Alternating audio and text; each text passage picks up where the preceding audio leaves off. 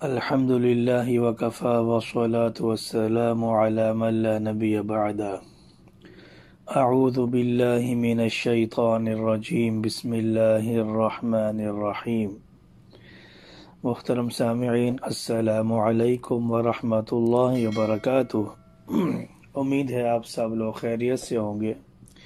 میری دعا ہے کہ اللہ تبارک و تعالی آپ تمام لوگوں کو دنیا کے جس ملک میں بھی جہاں کہیں بھی ہیں آپ سب لوگ خوش و خرم رکھے اور تمام بیماریوں سے بلاؤں سے محفوظ رکھے۔ جزاکم اللہ۔ ظالم کے ظلم سے حفاظت کا نبوی نسخہ۔ محترم سامعین، دنیا کے اندر شروع سے یہ ایک روایت کہہ لیں یا رواج کہہ لیں، یہ چلتی آ رہی ہے کہ جو ظالم ہوتا ہے اس نے اپنے ماتحت لوگوں پر ظلم کرنا ہی ہوتا ہے، وہ ظلم کرتا ہے، چاہے وہ جتنا بھی بڑا انسان ہو، بڑا ظالم ہو، اس کے ماتحت جو ہوتے ہیں، جو غریب ہوتے ہیں، جو فقیر ہوتے ہیں، جو کمزور ہوتے ہیں، وہ ظالم سے ڈرتے ہیں، اس کے ظلم سے ڈرتے ہیں کیونکہ یہ مزید ہم پر سختیاں نہ کرے۔ اور وہ ظالم وہ رحم نہیں کرتا، اپنے ماتحت لوگوں پر ظلم کرتے وقت یہ نہیں سوچتا کہ یہ بھی ایک انسان ہے، آخر میں نے بھی اللہ کو جواب دینا ہے۔ تمام بادشاہوں کا بادشاہ وہ اوپر جو بیٹھا ہے وہ سب دیکھ رہا ہے، ہماری حرکتوں پر، ایک ایک حرکت پہ وہ غور کر رہا ہے، وہ دیکھ رہا ہے، وہ یہ ساری چیزیں سب کو بھول چکا ہوتا ہے۔ اس کے لیے ہمیں ایک دعا سکھلائی گئی ہے، اس دعا کی برکت سے انشاءاللہ ظالم کے ظلم سے ہمیں نجات مل جائے گی۔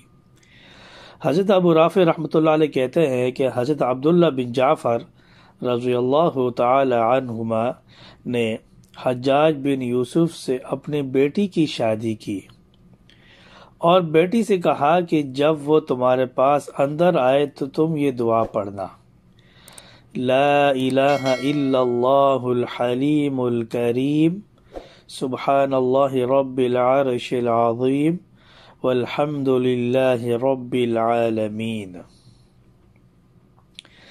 لا الہ الا اللہ الحلیم الکریم سبحان اللہ رب العرش العظیم والحمد للہ رب العالمین۔ یہ وہ دعا ہے جو حضرت عبداللہ بن جعفر رضی اللہ تعالی عنہما نے اپنی بیٹی کی دعا سکھائی تھی۔ حضرت عبداللہ رضی اللہ تعالی عنہ نے کہا کہ جب نبی کریم صلی اللہ علیہ وسلم کو کوئی سخت امر پیش آتا تو آپ صلی اللہ علیہ وسلم یہ دعا پڑھتے۔ راوی کہتے ہیں حضرت عبداللہ رضی اللہ تعالی عنہ کی بیٹی نے یہ دعا پڑھی جس کی وجہ سے حجاج اس کے قریب نہ آ سکا۔ محترم سامعین، یہ وہ دعا ہے اور بہترین دعا ہے۔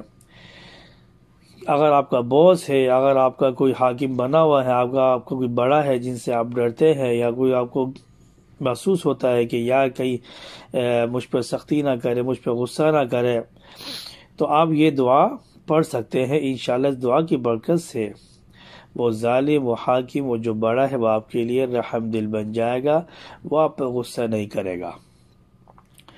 دعا ہے اللہ تبارک و تعالی تمام مسلمانوں کو ظالم کے ظلم سے نجات عطا فرمائے۔ وآخر دعوانا ان الحمد للہ رب العالمین۔